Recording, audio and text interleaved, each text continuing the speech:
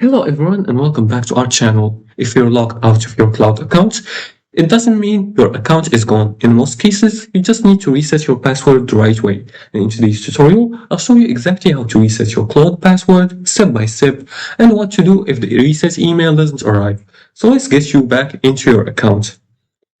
Now the first thing you want to do is to go to the Cloud login page. And to do that, you're going to search for Claude AI. We're going to click on this website right here.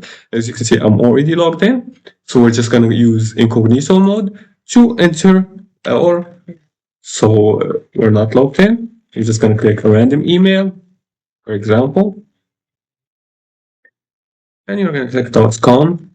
Then click on continue with email. Here it says to continue, click the link sent to your email. As you can see, here, this is an error. So you're going to enter the email link to your Cloud account and then check your email inbox. After that, you're going to open the reset email. You're going to open the reset email and click the link. Then you're going to create a new password. Now, after that, you're going to log into Cloud with the new password. And don't check this, always check the spam or junk folder if the email doesn't arrive.